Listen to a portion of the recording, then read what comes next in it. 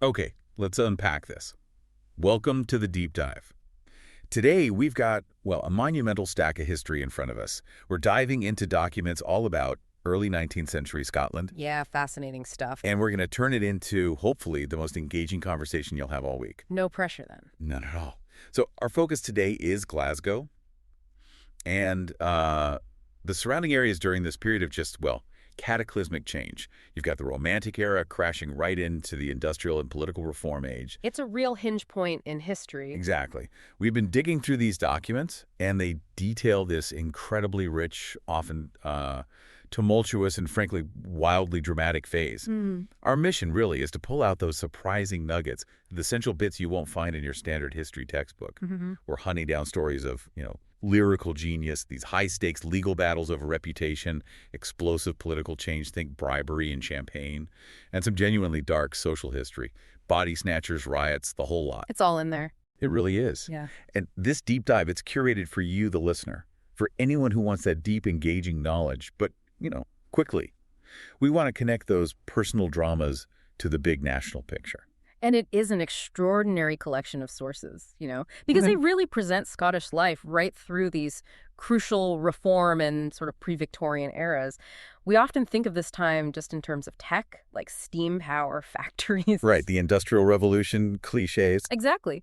But these documents show how that industrial growth just profoundly destabilized everything else. Political structures, social norms, even the ethics of scientific progress. You see how fast change played out, not just up in Parliament, but in courtrooms, down back alleys, even bizarrely on the tops of mountains. That's the key, isn't it? That contrast. Yeah. Because we're simultaneously linking the lyrical genius of this working class, almost forgotten weaver poet. Tannahill, yes, to massive political frauds, the frantic fight for voting rights, and these terrifying, almost macabre actions taken in the name of medical progress. Huh. It's a period just defined by these extreme, often quite shocking contrasts. And that contrast, that's really our analytical lever here. We're not just going to summarize the big historical movements. We'll use those specific personal stories.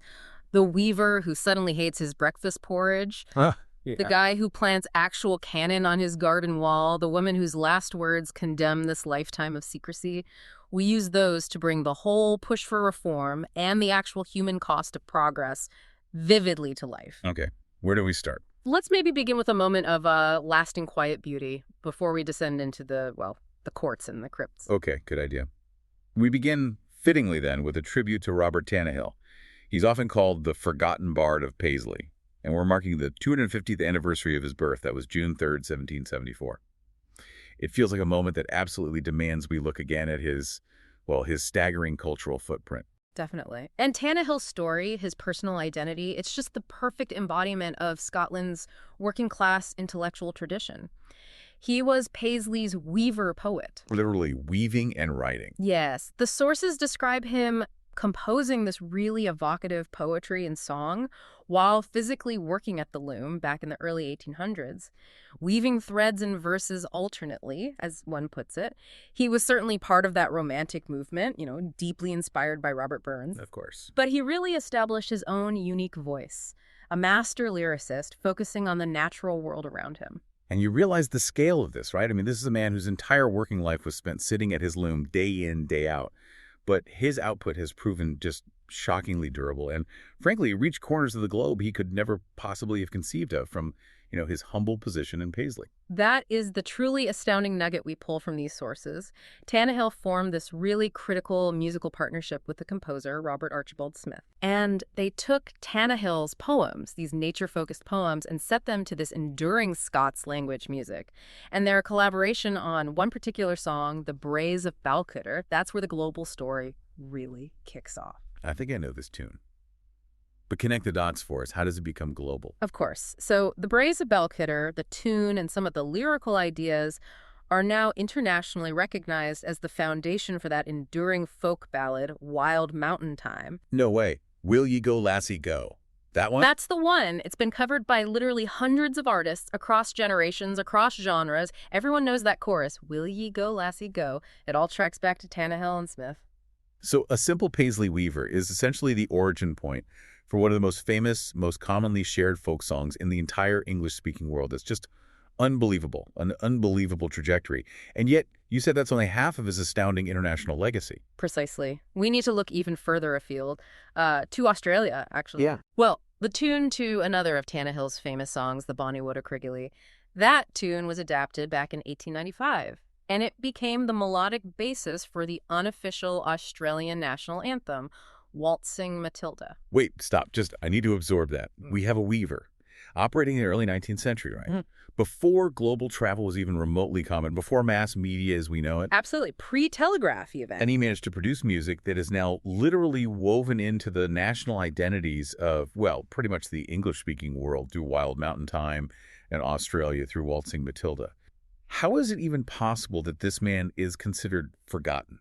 Well, the sources suggest his fame was, massive locally at the time, but perhaps it got overshadowed by the colossal reputation of Burns, especially soon after Tannahill's death. But Professor Gerard Carruthers, he stresses Tannahill's continuing relevance. He notes his importance as a great lyricist of nature during that early 19th century Romantic period. And the key phrase Carruthers uses is that Tannahill's work lives, educates, and entertains over 200 years later. Which underscores a crucial point about history, doesn't it? Sometimes the most profound cultural impacts come from the least privileged classes. The power of a simple, honest lyric can just completely transcend geography and time in a way that, political machinations often fail to do. It's a wonderful thought to begin with, isn't it? That profound, simple connection to nature, surviving everything. But, well, now we must transition. From the lyrical to the legal. And from the honest weaver to the calculating criminal. Brace yourself. Okay, now we dive into the dark underbelly of 19th century Scottish life. A world characterized by legal duplicity, intense personal scandal. Here's where it gets really interesting, I think, because these sources show that reputation, your good name, was often seen as more valuable than life itself. Oh, definitely.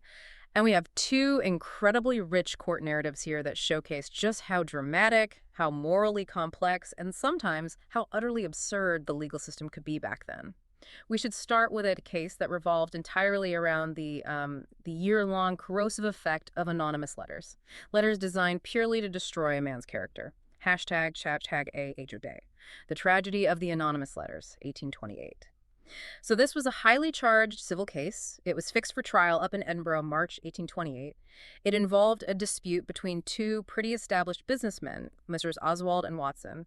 And it wasn't just, a property thing. It was a reputation-defining fight. It concerned these anonymous attacks on Oswald's character, which made the search for the truth a matter of huge public interest. Right, the stakes were incredibly high. And because of the heat of the case, they brought in referees not just for their legal smarts, but for their sort of unimpeachable moral standing, didn't they? Precisely. The sources give remarkable detail on the stature of these guys, these arbitrators. Oswald picked Mr. Charles Sterling of Catter. He was the chief partner of the huge firm Sterling Gordon & Co., a major industrialist, basically, a pillar of the community. Okay. Watson, he selected Mr. Charles McIntosh of Dunchatton. And the documents really stress M'Intosh's standing. They describe him as being next, perhaps, to the late Mr. Charles Tennant, one of the greatest chemists of the age. Wow. So the selection wasn't just about finding two neutral judges. It was about lending the moral and intellectual authority of the city's highest industrial and scientific minds to the whole process. The public must have been absolutely hanging on every detail coming out of Edinburgh. I really were. The sources talk about the crowds waiting at places like the Tontine, the Black Bull Inn, the Buck's Head, just waiting for the stagecoaches to arrive from Edinburgh with the latest news, the results, huge crowds. But the true, horrifying resolution, the identity of the person actually writing these poisonous letters, it didn't come out in the courtroom in 1828. No. It took another 15 years for the truth to surface. 15 years. How did it finally emerge, long after the legal dust had supposedly settled? Well, the resolution arrived quite dramatically in the autumn of 1844, and it actually fell to the procurator fiscal, a man named George Salmon, to sort of inadvertently unravel this decades-old mystery. The sources give a very specific, quite chilling anecdote about the reveal. Okay, lay it out for us. What happened? Salmon was apparently walking down to Govan one day and decided just to pay his respects to an old gentleman he knew, a Mr. George Rowand. As he entered the house, Rowan's resident, a Miss Hutton, was right there beside Mr. Rowand. Okay. When Rowan announced, quite innocently, oh, here's Mr. Salmon the Fiscal coming to see us, Miss Hutton reacted. violently. She knew exactly what Salmon, the representative of the law, represented in that moment. She did. It seems she was cognitively aware of who had offered the letters all along, and apparently she'd received many of them herself over the years. At that specific moment, upon seeing the fiscal, the embodiment of justice, she just shrieked out with this final absolute terror. Oh, these letters! That shriek, containing decades of suppressed guilt and fear, it must have been just deafening in that room. Devastating. Apparently, she immediately fell into a violent fainting fit, and the sources detail the consequences with this tragic brevity. She never rose again, the same woman. She became paralyzed and soon died, quietly buried there in Govan. Wow. Her final, emphatic words, recorded by witnesses, they just sum up the crushing power of a long-hidden truth. Ah, these letters, these letters. It's a stark illustration that even when the courts deliver a verdict, personal deceit can just fester for decades before finally, suddenly collapsing the perpetrator, often with fatal consequences. Tag B. The trial of Deacon Brodie, robbery and betrayal. That's a story about moral collapse long after the crime. Our next case, though, it's about the moral contradiction during the crime. We pivot now to the classic, infamous tale of Deacon Brodie. Ah, Deacon Brodie. A respectable cabinet maker, city councilor by day, living this life of utter depravity and theft by night. Brodie had a real genius, it seems, for attracting these nefarious associates who helped him commit burglaries all over Edinburgh. His primary team included his partner Smith, a shoemaker named Andrew Ainsley, and this character John Brown, who went by the alias Humphrey Moore. Okay. Now, Brown was truly the most dangerous of the lot. Described as an accomplished villain, a compulsive gambler, and critically, an escaped convict from England. So this wasn't petty theft. This was organized, high-stakes crime run by a man with a very respectable public face. The sheer audacity of it. A city councilor leading a gang of escaped convicts to rob the excise office. It's just staggering. And the evidence that ultimately tied Brodie to the crime was so specific, so mundane in a way, yet absolutely damning. That's what makes the case so memorable, I think. When the officers searched his apartment, they found a spur, just a riding spur. But it exactly matched one found at the scene of the excise office robbery. Simple, but direct. Okay. But the most colorful piece of evidence, the one everyone remembered, was the plow coulter. The what now? A coulter, it's part of a plowshare, the sharp blade that cuts the soil. A decent plowman named Johnny Kinnear, who worked for the Earl of Abercorn out at Duddingston, read in the newspapers that a coulter had been found at the scene of the robbery. And he recognized it. He recognized it immediately as one stolen from the Earl's field, from his own plow, just the week before. Wait, how on earth did a plow coulter stolen from a farm end up being used in the excise office robbery in this city? Well, Brodie's gang had clearly stolen it and used the coulter probably as a tool for breaking and entering. Yeah. You know, like a primitive crowbar or jimmy. Kinnear identified the coulter, and then he added this crucial, almost poetic detail. He mentioned that the gentleman he saw lurking in the field, the one stealing his farm equipment, had a black dog with them. And at that precise moment, while Kinnear was being examined by the authorities, Smith and Ainsley, Brodie's accomplices, were brought in, handcuffed. The connection was instant. Wow. The stolen farm equipment, the arrested suspects, the massive robbery. That humble coulter was described as one of the first fatal links in the chain of evidence against Brodie. I understand Brodie didn't exactly wait around for that chain to tighten around him. No, he bolted, fled to Holland, convinced he was safe. But his luck ran out. His letters back to his Confederates were intercepted, and that led to his capture. A man named Mr. Daly tracked him down to this small alehouse in Amsterdam. How did they find him? Daly burst open the door and found a table just covered with writing paper, including one unfinished letter starting with the words, "Dear Mr. Walker," which Daly instantly recognized as being in Brodie's handwriting.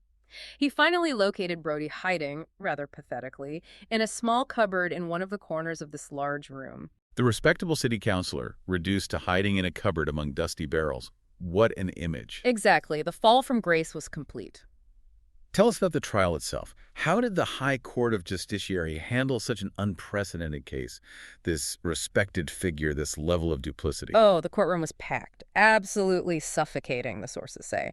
The defense counsel was the ferocious John Clerk, who would later become Lord Eldon, a real character. Clark immediately went on the attack, assailing the Crown witnesses. Ainsley and Brown, remember, they were his former partners in crime, now turning king's evidence. Right. Clark called them Corbies, or infernal scoundrels, right there in court, questioning whether their evidence should even be admissible, since they were self-confessed criminals trying to save their own skins. It was intense, high-stakes rhetorical warfare. But the truly bizarre moment, the one that really stands out, came when the judge, the Lord Justice Clerk, addressed the villain Brown. It did. It's quite extraordinary. After enduring Clark's relentless attacks, Brown was finally dismissed from the witness box, and the Lord Justice Clerk paused the entire proceedings to pay him this very strange compliment. He said, "Brown, you seem to be a very clever fellow, and I hope you will now abandon your dissipated criminal career." Was that normal? Yeah. A judge giving a moral pep talk to a capital villain moments before his co-conspirator is likely sentenced to death. Highly unusual, certainly. It speaks, I think, to the recognition that Brown possessed this immense cunning, this intellectual capacity, even if it was completely misdirected towards crime. It was a bizarre moment of judicial moralizing, perhaps an attempt to salvage the talent, even if the man himself was seen as irredeemable. But despite this strange compliment, Brodie was condemned to hang. He spent the time leading up to his execution desperately attempting to secure a pardon. He even wrote this sensible, forcible, and well-written letter to the Duke of Buccleuch detailing his desperation, pleading his case. And he didn't stop trying to escape, did he? Even after the conviction and sentencing? No, not at all. Even from the supposedly secure iron room of the Edinburgh toll booth, he was plotting these daring escapes.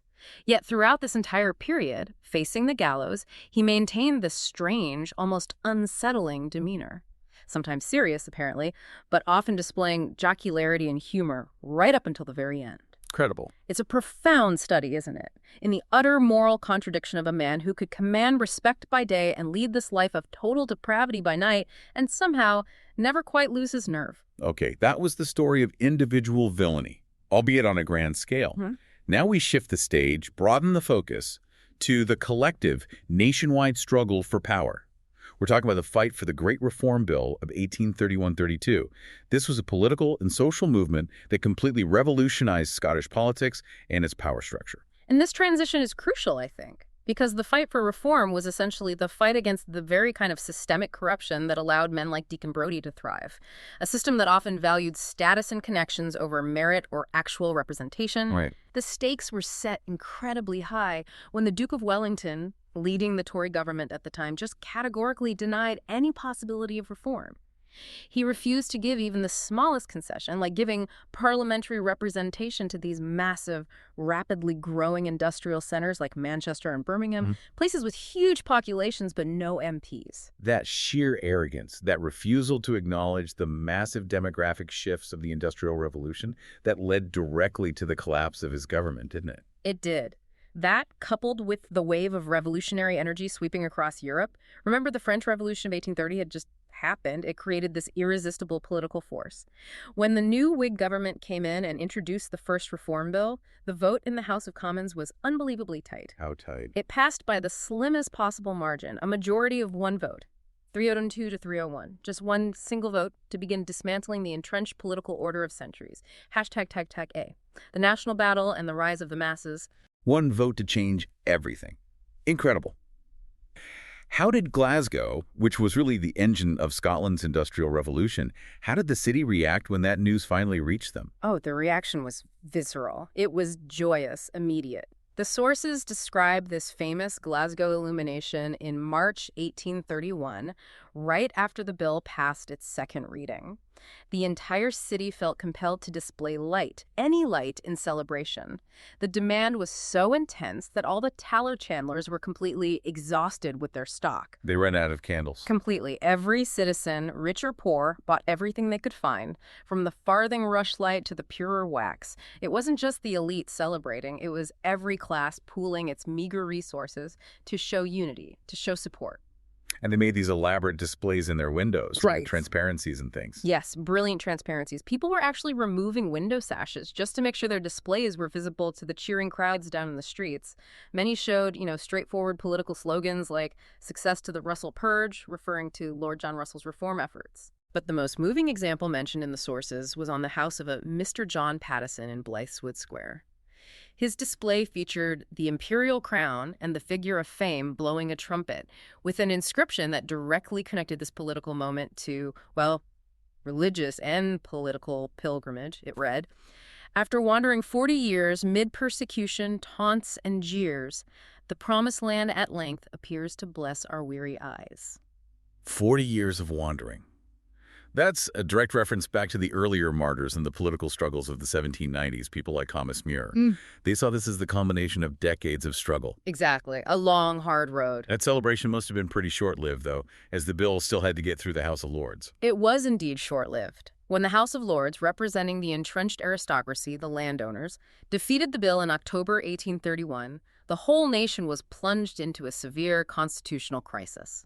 The response in Glasgow was one of furious, immediate anger.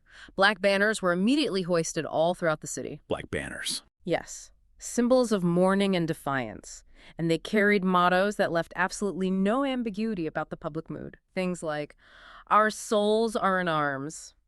This wasn't polite petitioning anymore. This was basically a declaration that the people considered the existing aristocratic system illegitimate and were ready to fight.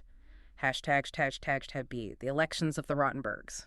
Okay, so to truly grasp the outrage that was driving this reform movement, we really need to look closely at the system they were fighting against, these infamous Rottenbergs. And we have a perfect, almost absurd illustration of it in the battle between two rivals, Joseph Dixon and Kirkman Finlay, for the Glasgow Burgh election delegate. Yes, the Rottenberg system was designed, or had evolved, to ensure that political power rested with a tiny, easily corruptible electorate, completely regardless of the size or importance of the town itself. Glasgow, a huge city, had its representation decided by delegates from much smaller, often decaying, boroughs like Rutherglen, Renfrew, Dumbarton. So a handful of guys in these small towns held immense power. Precisely. Yeah. And this candidate, Joseph Dixon, he became absolutely obsessed with securing the votes of the handful of councilors in Rutherglen who acted as electors. His strategy was just pure, unadulterated bribery, but dressed up as lavish, aristocratic hospitality. And this wasn't just, like, buying them a quick pint down the pub. This was a sustained, expensive campaign of, well, debauchery, wasn't it? Oh, it was a siege of luxury, designed to completely co-opt these electors. Dixon literally relocated the key Rutherglen electors to Dumbarton, isolating them completely from his rival Finlay's competing influence from any counteroffers. Right, keep them captive with luxury. Exactly. They were treated like visiting foreign dignitaries for nearly 2 weeks. Dining daily, the sources say, on turtle soup, fresh salmon, roasted lamb, and washing it all down with all sorts of Rhenish wines, names which these working men, these councillors, had likely never even heard of, let alone tasted. The cost of this feasting alone must have been astronomical. The sheer absurdity of spending a small fortune on fancy food and wine just to secure 4 or 5 votes, it just highlights the absolute sickness of the system. Yeah. But the climax of this bribery ritual, that's even more spectacular, isn't it? Oh, the climax was pure political theater. After being thoroughly wined and dined, they were transported across Loch Lomond in a jolly boat. Then they signed a solemn document pledging their vote to elect Dixon as their delegate on the very top of Ben Lomond Mountain under the open sky. On top of a mountain? On top of Ben Lomond. And this pledge was ratified over overflowing bumpers of the best champagne. The sources note, quite humorously, that never before were such a group of well-refreshed delegates seated on that particular mountain summit. It was an extravagant, utterly corrupted moment of high-altitude political pledge. Unbelievable. And then came the crashing return to reality for one of the participants, which truly encapsulates the social gulf here. Ah, yes. This is the most telling detail in the entire saga, I think. One of the participants, described as a decent weaver and also a town councilor, who had taken part in this 10 or 14 days of nonstop aristocratic debauchery, he finally returned home. His wife, presumably happy to see him back, placed before him his accustomed breakfast, a cog of oatmeal porridge with his mug of buttermilk. Standard fare. And he couldn't stomach it after all the turtle soup and Rhenish. No. His aristocratic stomach, as the source puts it, having been feasted for so long on the fat and the dainties of the land, apparently turned now with loathing at the plebeian fare. He found himself actually revolted by his own simple, humble, nutritious food. The experience of being bribed, of living that high life temporarily, had literally changed his palate and, you suspect, his perspective. That moment is just profound, isn't it? Yeah. It shows how corruption isn't just about buying votes. It's about psychologically displacing a working man from his own class identity, making him disdain his own life. Absolutely. And the contrast is just devastating when you dig a little deeper. This same man's testimony later revealed that his entire weekly wage from weaving was only about 8 shillings by tolerable hard work. 8 shillings a week. Yes. Meanwhile, Dixon was spending thousands on Rhenish wine and turtle soup just to secure his single vote. The reform bill was necessary not just to change the law, but to try and eradicate a system that destroyed human dignity and identity through this kind of calculated, luxurious bribery. #C, the spy system, and the martyrs. And the memory of that kind of corruption, and also the memory of past persecution, that must have fueled the reformers' anger, right? They hadn't forgotten the brutal political struggles that came before, specifically the infamous spy system used by the government. Definitely. The reform movement drew significant moral weight from remembering the political persecution orchestrated by the government just a decade or so earlier, particularly around the figure of Richmond the Spy in the 1810s. Right. He stirred up trouble to entrap radicals. Exactly. Richmond's activities in Glasgow had led to arrests, even treason trials. But his true identity and his actual machinations, how he was reporting back to the authorities, were only fully confirmed years later during a libel case in England, actually. It was proven then that he had been secretly closeted with powerful establishment figures back in Glasgow, people like the town clerk and, significantly, Mr. Kirkman Finlay. This same Kirkman Finlay who was competing against Dixon in that Rottenborough election we just discussed. The very same. Yeah. The man benefiting from the Rottenborough system was also implicated in using government spies against earlier reformers. It showed the establishment protecting itself through multiple means. So the legitimacy of the whole spy system itself was finally destroyed by this exposure in an English court of justice. That must have felt like a vindication for the earlier victims. Precisely. And this political victory translated into direct material justice for some of those earlier victims. We see the direct consequence in the pardon secured for the surviving Bonnie Muir victims. These were reformers who had been convicted years earlier. Yes, involved in an armed uprising, arguably provoked by spies. This pardon was achieved through the influential intervention of the Honorable Admiral Fleming. Being a seasoned sailor, he apparently had easy access to King William the Sailor King, and personally secured the king's grant of pardon for these men, a direct result of the changing political climate. And there was also this concerted, long-running campaign to properly honor the even earlier political martyrs, those from 1793 men like Thomas Muir, who was transported for advocating reform. Yes, that was a major effort. The campaign for a permanent memorial was led by the prominent radical MP Joseph Hume, and they raised a very substantial sum for the time, £1,100. Wow. This money led directly to the erection of the Martyrs' Monument on Calton Hill in Edinburgh, a hugely symbolic location overlooking the very court where Muir and his compatriots had been condemned for treason decades before. It was a visible, permanent rejection of the old judicial tyranny. A statement. A massive statement. And the campaign culminated even later, in 1847, when the remains of two other martyrs, Hardy and Baird, who had been executed after the 1820 Rising, were exhumed from Stirling and solemnly reinterred in Glasgow's Sighthill Cemetery. It emphasized this deep historical connection, this continuity between the different generations of reformers fighting for the same cause. Okay, let's shift focus now. From the political landscape to the physical one. We're looking at the actual material transformation of the city itself. From a technological leap, gaslight, that dramatically altered city life, to the deadly ethical secrets hidden in the name of medical progress. Hashtag, the dawn of gaslight. Right. The introduction of gaslight is one of those revolutions we just completely take for granted now, isn't it? But the sources vividly contrast the old world with the new. Before gas, Glasgow, like most cities, relied on these really feeble oil lamps, cruisy ones. They're called in one source for any kind of street lighting. If you were out at night, you were relying mostly on the moon, maybe the stars, or carrying your own lantern. And the lamplighters themselves were central figures in that old world, weren't they? Almost characters. They really were. The lamplighters, known affectionately or perhaps mockingly as Leary, they were part of the street theater. The subject of rhymes, sung by children, Leary, Leary, light the lamps, long legs and crooked shanks. You can just picture it. Yeah. And for anyone wealthy enough to be out socially, going home after dark was a whole production. Matrons returning from evening parties were invariably preceded by their servants carrying lanterns just to navigate the dark, uneven, unlit streets. So when gas was first proposed, I imagine the skepticism must have been enormous. Must have seemed like piping explosive material directly into people's homes and shops. Yeah. Dangerously unstable. Absolutely. The initial gas directors, the people trying to set up the company, struggled immensely to get buy-in, and the biggest institutional hurdle came from the insurance offices, the fire insurers. About 20 of these agents apparently laid their heads together, formed a sort of collective front. To do what? Yeah. Refuse cover. They decided to increase their insurance rates dramatically to meet the dangerous risk posed by this new volatile illumination source. They genuinely believed the city was about to go up in flames. That fear is completely understandable, though, isn't it? Piping flammable gas around wooden buildings. Yeah. Who were the brave or maybe reckless pioneers who ignored the insurance hikes and actually became the first customers, the early adopters? It's fascinating. The sources actually preserve a list of the very first 6 applicants for gas service in Glasgow.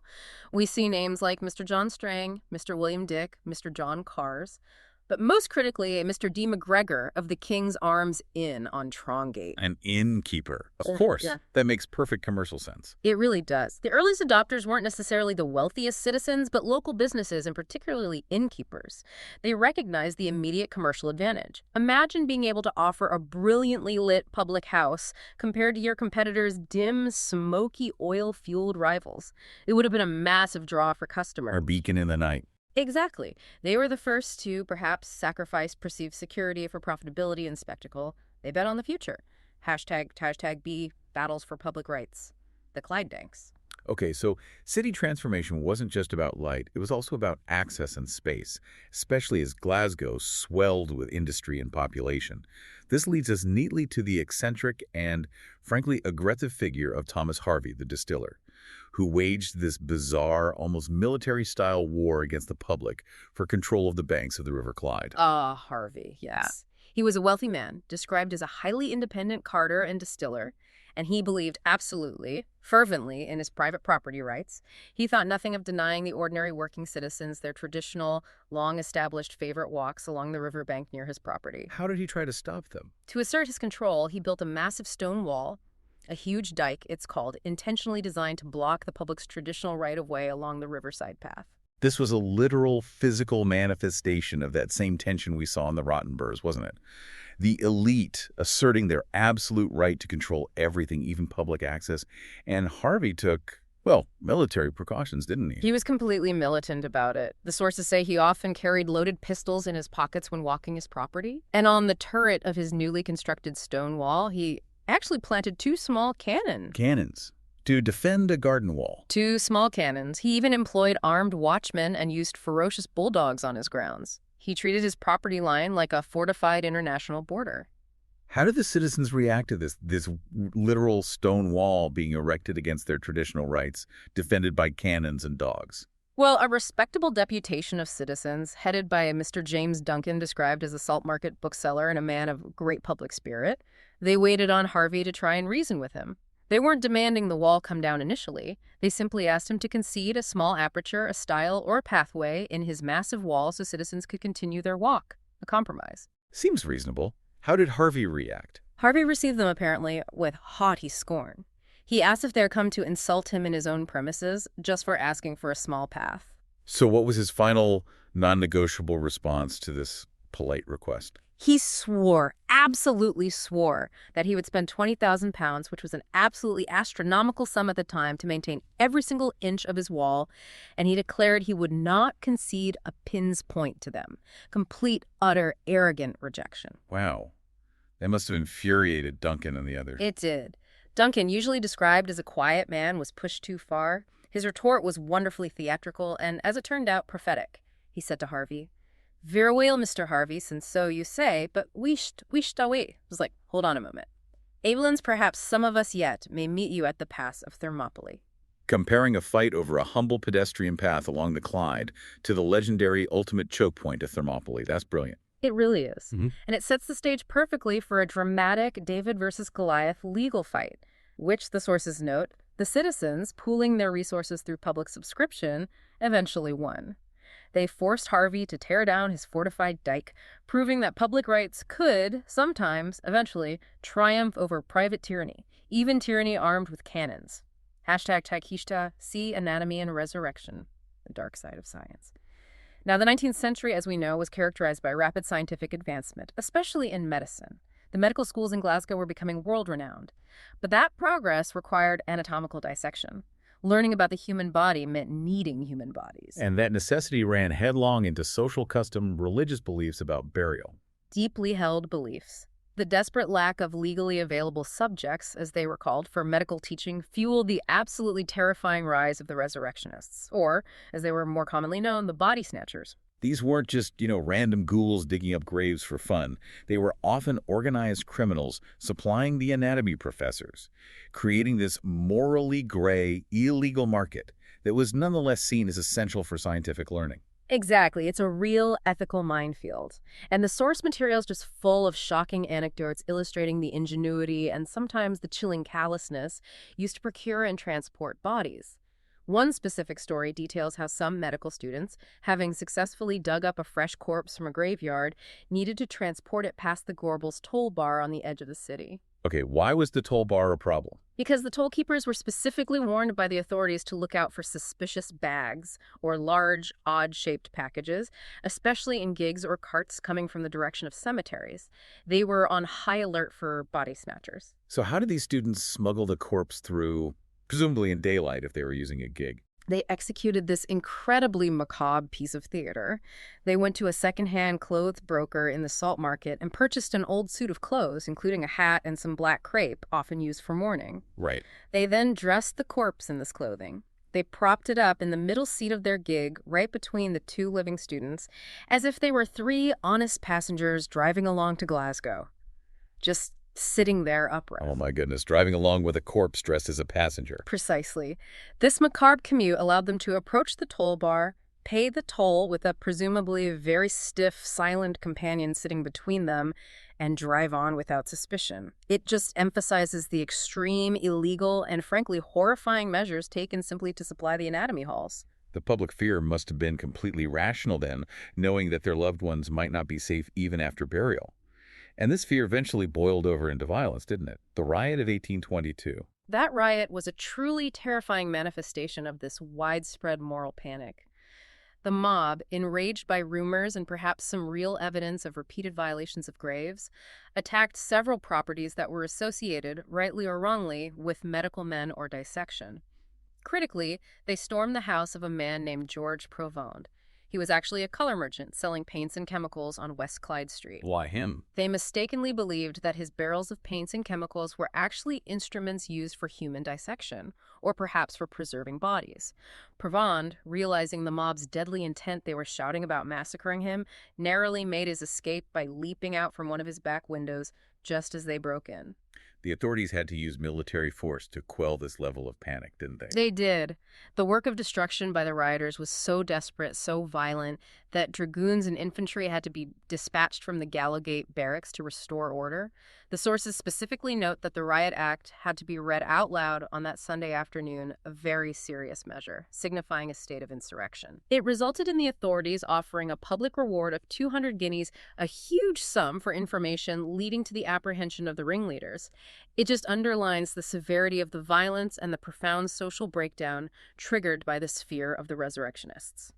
And finally, in this section, we have maybe the most macabre spectacle of science itself, the galvanic battery experiment performed on the executed murderer, Matthew Clydesdale. Yes. This is infamous. This happened in the college, the University of Glasgow, in 1818.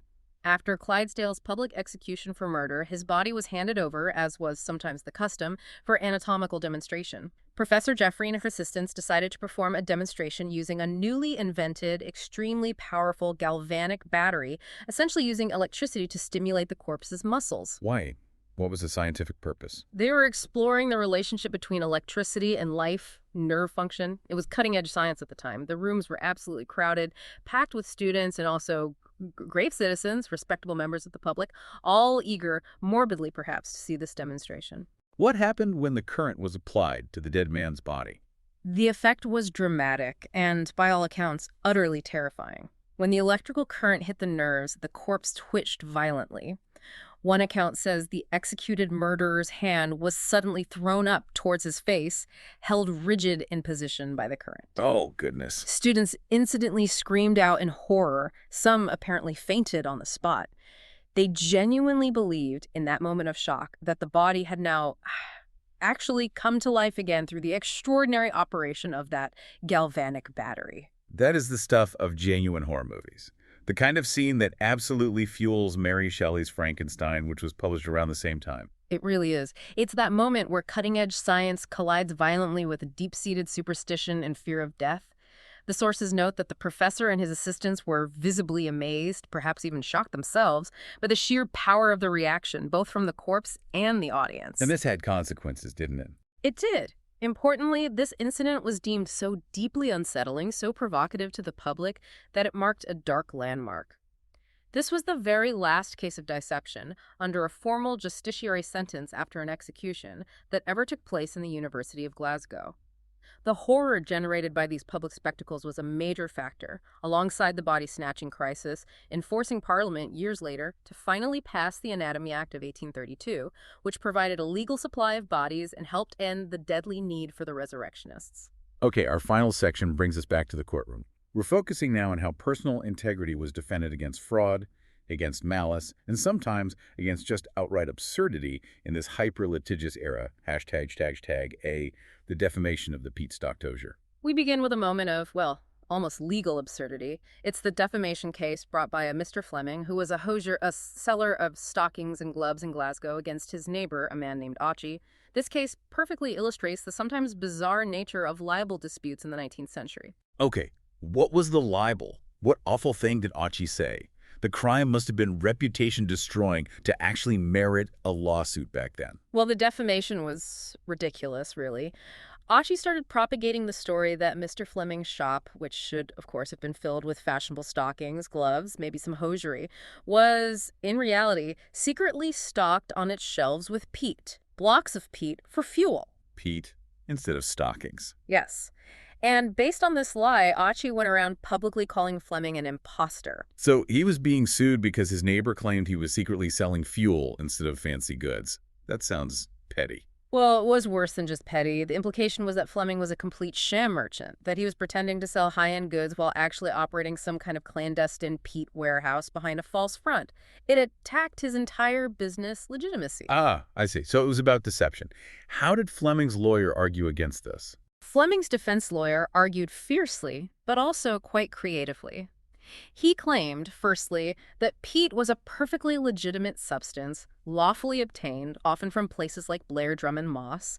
And secondly, he argued that Fleming was perfectly entitled to use peat for fuel, or indeed even to adorn his shop with it if he chose, or that it might give him facilities for carrying on his most respectable wholesale and retail trade. He argued he could decorate his shop with peat. Seriously. That seems to have been part of the argument.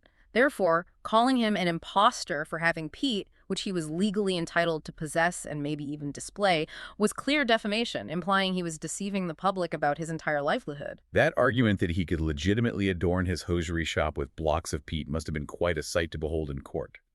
It turns a serious legal issue into something almost farcical. It really highlights the obsession at the time with maintaining a facade of commercial legitimacy, especially in the rapidly changing industrial society. But the resolution of this absurd legal combat, after much expense and fury on both sides, is perhaps even more comical than the case itself. Okay, tell us how justice was finally served in the Great Pete libel case. Well, the agents, the lawyers fighting the case, particularly one agent representing Archie, nicknamed Brodie in the source, who was apparently full of rage and highly determined, were relentless. The case dragged on, but it was finally settled out of court. Not through legal brilliance, though. How then? It was settled because Brodie, the angry agent, was invited out purposely to a supper party one night. A supper party? Yes, and the sources explicitly say that after being plied with liquor strong, his legal resolve, his determination to fight on, mysteriously relented in favor of the proposed amicable reference. He agreed to settle. So the mighty forces of 19th century litigation, the battle over peat stock shelves and accusations of imposture, were ultimately defeated not by superior legal arguments, but by strategically deployed strong liquor at a dinner party. Exactly. Sometimes it seems Scottish justice required a carefully administered bottle of whiskey to achieve peace and reconciliation. A very practical solution. Hashtag TAC B, the triumph over financial fraud. Diddlesex assurance come. Okay, from the absurd to the absolutely crucial. Our final story is a really compelling narrative. It's about how a free press, despite facing immense financial risk, took on massive institutionalized financial fraud and actually won, securing public trust in the process. We're talking about the independent West Middlesex Assurance Company, or rather, as the Glasgow Gazette newspaper famously and accurately dubbed it, the Diddlesex Assurance Co. Yes, the Diddlesex. This was institutionalized swindling on a truly colossal scale for the time. The company plastered advertisements everywhere, claiming it had a capital of £1 million. They used these massive, enticing adverts featuring the names of completely fictional or uninvolved dignitaries, people like Sir John Ray Reid, who was supposedly the deputy governor of the Bank of England, and H.E. Perkins, the famous brewer. All fake endorsements. Designed to inspire confidence in potential investors or policyholders. Exactly. But the terrifying truth, uncovered later, was that the company was actually started by just 3 or 4 notorious scoundrels, or blacklegs as the source calls them, and they had less than £50 in their collective possession when they launched this £1 million enterprise. Wow. They were capitalizing on the public's excitement and maybe ignorance surrounding the burgeoning insurance industry, weren't they? It's a classic scam, preying on optimism and a lack of regulation. And they were doing immense, widespread harm, taking premiums for insurance that was essentially worthless. But the Glasgow Gazette newspaper took an incredibly courageous, principled stand. They fearlessly denounced the company in the plainest possible language, calling them out repeatedly as a confederated band of swindlers plundering the public to an enormous extent. That kind of direct accusation against a company claiming to have £1 million in capital, that means they immediately faced a massive libel suit, surely. Oh, instantly. The company sued the newspaper for libel, seeking huge damages that probably would have bankrupted the paper. But the Gazette responded with a brilliant, quite clever legal maneuver. What do? They demanded that the company produce its legally registered corporate contract. They argued that the newspaper had only libeled the company in its corporate capacity, meaning the corporation itself had to prove it legally existed according to company law before it could sue for damage to its reputation. And of course, the swindlers had no actual legally registered contract. They were just pretending. So to win the libel case and maintain their entire fraudulent illusion, they had to commit another crime. Yeah. They had to forge a contract. That's exactly correct. They were trapped. So they set to work and forged a fictitious corporate contract. They utilized a clerk in their London employment, a young man named Joseph Shaw Cathcart, who apparently wrote a good hand, to physically write out the forged document. Okay. This forgery, ironically, provided the newspaper with its ultimate defense proof of the company's fraud if they could only find the clerk, Cathcart, and get him to testify about creating the fake document. But soon after writing it, Cathcart did something unexpected. He enlisted in the army in the 26th Cameronian Regiment, and his regiment had just received its route orders for immediate transport to India. Oh, no. The swindlers must have thought they were home free. Their critical witness, the only man who could definitively expose the forgery, was about to be shipped off permanently thousands of miles away outside the court's jurisdiction. They must have thought exactly that. But they were wrong. The newspaper, realizing the immense stakes not just for them but for the public being defrauded, moved with incredible swiftness and used significant political leverage. Intervention was sought through powerful channels in London. Who got involved? James Oswald, who was the Member of Parliament for Glasgow at the time, took up the case. He clearly understood the importance of defeating this type of large-scale institutional fraud. Oswald then intervened directly with the most powerful man in the country, the Duke of Wellington. The Iron Duke, the victor of Waterloo, Prime Minister, intervening personally in what was essentially a petty insurance fraud case involving a Glasgow newspaper. That's an unbelievable use of political capital. It is extraordinary, isn't it? But it happened. Through Wellington's influence, Lord Hill, who was the general commanding-in-chief of the entire British Army, dispatched an aide-de-camp urgently down to Woolwich Barracks with special orders. To do what? The soldier, Joseph Shaw Cathcart, the clerk who wrote the forgery, was located just before embarkation. He was detained and held under secure military arrest, initially at Chatham or Woolwich Barracks. This ensured he couldn't be shipped to India and could be brought back to Scotland under guard to testify about the forgery when required in the Court of Session in Edinburgh. It was the full might of the British military establishment brought to bear to secure justice in a civil fraud case, all thanks to a determined newspaper and its MP. What was the outcome once Cathcart testified? What happened to the Diddleseks? The soldier's testimony was damning. It proved the fictitious nature of the contract and exposed the entire widespread fraud. The swindlers behind the Diddleseks Company were utterly ruined. Their agents operating in Scotland were disgraced, and the Glasgow Gazette was internationally lauded for its courage and persistence. Lord Brougham himself, a major legal and political figure, speaking about the case later, stated that the Glasgow newspaper had done incalculable service to the community by exposing them. It really cemented the Free Press's vital role as an essential defender of public integrity, even when facing down powerful, seemingly legitimate institutions. Although, the sources note, the whole ordeal cost the Gazette over £1,300 sterling in legal costs out of its own pocket, even though they won. A heavy price for telling the truth. #tag outro. What an absolutely intense journey we've taken through 19th century Scotland today. I mean, we've traveled from the lyrical simplicity of a weaver's song, Robert Tannahill's work, which, amazingly, is now heard globally as Wild Mountain Thyme And Waltzing Matilda. all the way to the macabre logistics of Body Snatchers, the high-stakes deceit of Deacon Brodie, respectable by day, villain by night, and those passionate, champagne-fueled political battles for the Great Reform Bill.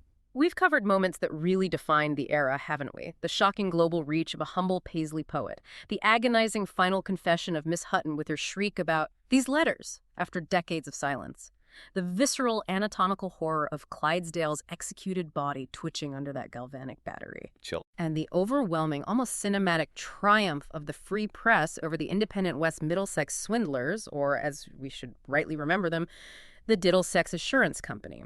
It feels like this entire deep dive really shows that the big forces shaping history back then were so often intertwined with intensely personal dramas. A battle for a man's character in court, like that Mr. Stewart's libel case mentioned briefly, which resulted in £500 damages, a huge sum that could be fought with the same ferocity as the national fight for voting rights. Absolutely. The integrity of a simple shoemaker spur could bring down a respected city councilor like Brodie. And the sheer arrogance of a distiller with 2 cannons on his wall could ultimately be defeated by a determined bookseller citing Thermopylae. The personal and the political were inseparable. And what's fascinating here, I think, is how much of modern progress, whether it's political progress like the Reform Bill eventually giving millions the vote, or social progress like the Anatomy Act finally ending the horror of body snatching, was only really achieved because a few individuals or groups of citizens refused to accept the plebeian fare of the status quo. That phrase again. Think back to that Weaver councillor. The one who returned from the lavish feasting of the Rotten Burr election and found himself physically revolted by his own simple oatmeal porridge. That visceral moment of rejection, that sudden inability to go back to the way things were, that's what fuels revolutions, maybe more than just high political theory. It's that personal realization that things must change. Okay, so let's leave you, the listener, with this provocative thought then. These historical battles, the ones we've talked about, they weren't really won by people just arguing about abstract policies and pamphlets.